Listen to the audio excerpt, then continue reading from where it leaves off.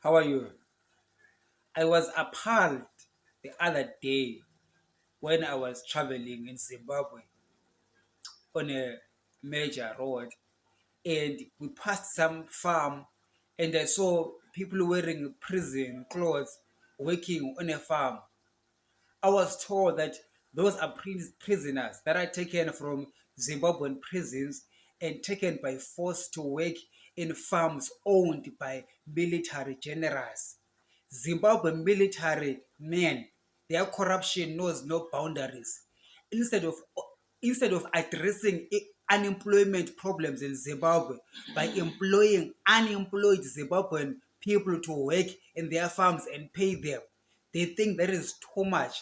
Not only did they start by looting white people's farms, they are also looting labor by force from the jail.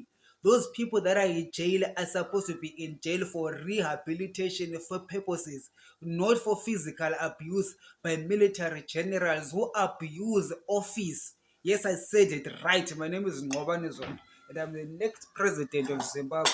And I'm telling you that if you're a military leader, taking prisoners, I don't care whether they committed murder or they raped people or they did whatever crime they did. Just because they're in jail does not mean that you must abuse their rights as prisoners and taking them to your farms. I was told that in Zimbabwe, it is a norm that prisoners are taken by military generals who, instead of enforcing the rule of law, are themselves the law breakers of Zimbabwe. We need to break their jaws, these military men. They need to be fired because that is illegal, that is unconstitutional, and it is not right. If the head of state and the commander-in-chief of the defense forces, Emerson Mnangagwa, allows such habitual activities to take place in the nation, then it means he too must go. He has got no right to call himself our president.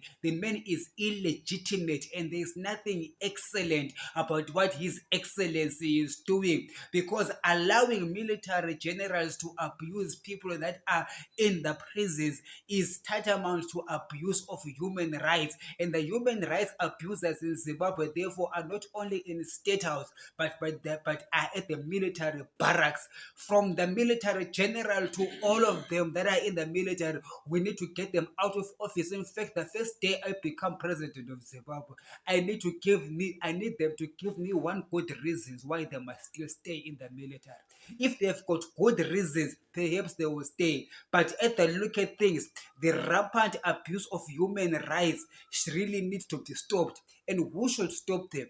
Except for us Zimbabweans, together with our international partners, international military partners who are willing and able to do it.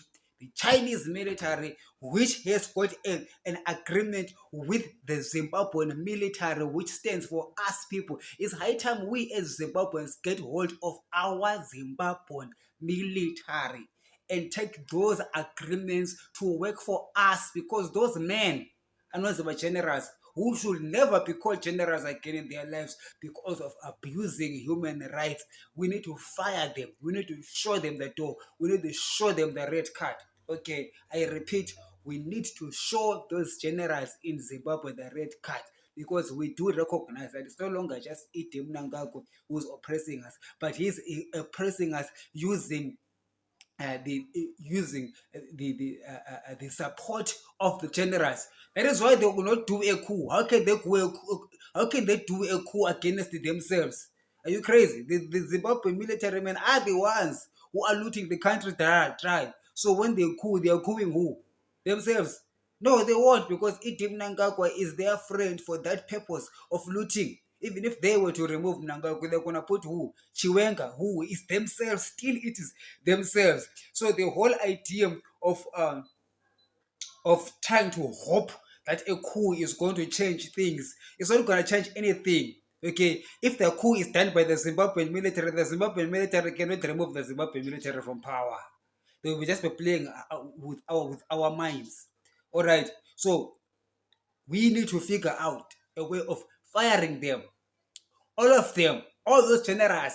Apana, not even one who has got legitimacy, who can give me a reason why I must keep them in those positions. Because if I am the head of state and leader of the defense forces, I will make sure that I will promote junior soldiers in meekly positions to become senior leaders, because they have been working hard. We've got military men in Zimbabwe. We've been working hard. We have been overlooked, and we've got these thieves calling themselves generals who have been elevated, and the head of state, who is the commander-in-chief of the defense forces, is looting together with them and allowing them. And I say that is bad. So I put forward a motion, fellow citizens of Zimbabwe. I say, let us all gather together and give military generals the red card. Okay, you do not need anything to do that except to change the leadership in Zimbabwean politics, to change the so-called His Excellency head of state. There's nothing excellent about Edim Nangagwa. Not only must he must go with his cousin Valerio Sebanda. These people are actually at it together, because Valerio Sebanda and the Zimbabwean military have refused to listen to the suffering masses of Zimbabwe. They have refused to remove Edim Nangagwa so that we could work with them and chart a way forward. Because they have refused to do that, we therefore need to I therefore put forward a motion of no confidence in the military state, the persons, and replace them with meekly level military men who are willing to take over, willing and able and ready and dedicated and smart enough to know what to do and know how to inspire a move that will lead to the firing of generals.